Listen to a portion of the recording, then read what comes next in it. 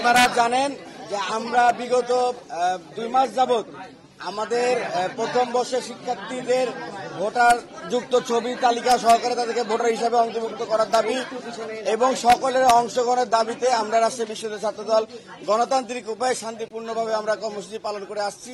গতকালকে আমাদের প্রোগ্রাম ছিল রাজশাহী কোষাধ্যক্ষ ভবনের সামনে আমাদের অবস্থান কর্মসূচি, আজকেও আমাদের অবস্থান কর্মসূচি।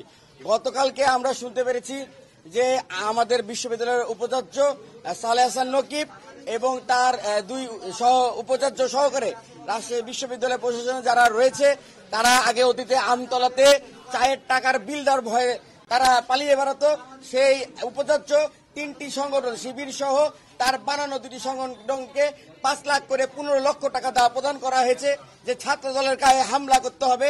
সেই হামলার ভিত্তিতে আমাদের 10 জন নেতাকর্মী মেডিকেলে ভর্তি রয়েছে, আমাদের নারী বোনদেরকে হেনস্থা করা হয়েছে। তারই প্রতিবাদে এবং প্রথম বর্ষ শিক্ষার্থীদেরকে অনতিবিলম্বে আমাদের রাষ্ট্র নির্বাচনে তাদেরকে ভোটের অধিকারটা ফেরত দিতে হবে।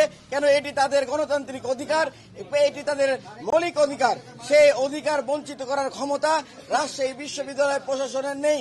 অথচ এই বিশ্ববিদ্যালয় প্রশাসন একটি সহজ দাবি প্রথম বছর 4000 শিক্ষার্থীদেরকে ভোটার তালিকায় অন্তর্ভুক্ত করা এবং সকলের অংশগ্রহণ নিশ্চিত করা, এই 2টি দাবি মেনে নিতে সমস্যা কোথায়?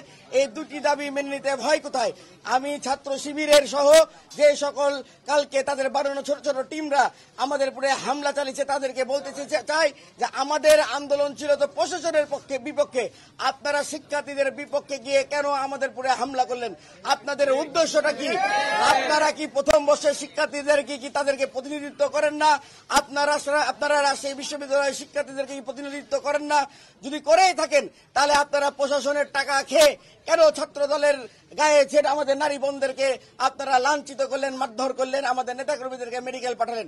আমাদের দাবি তো খুবই সহজ দাবি, যে এটা তো ছাত্র দলের দাবি হওয়ার কথা না, এটি রাজশাহী বিশ্ববিদ্যালয়ের প্রতিটি নাগরিক, রাজশাহী বিশ্ববিদ্যালয়ের প্রতিটি শিক্ষক, রাজশাহী বিশ্ববিদ্যালয়ের প্রতিটি শিক্ষার্থীর দাবি হওয়ার কথা যে প্রথম বর্ষের শিক্ষার্থীদের ভোটের অধিকার ফেরত দিতে হবে এবং সকলের যারা জুলাই আগস্টের গণ অভ্যুত্থানের সম্মুখ সারি যোদ্ধা ছিল এই বিশ্ববিদ্যালয়ের শিক্ষার্থী যারা, তাদেরকে রাজশুকে প্রতিনিধিত্ব করার সুযোগ দিতে হবে।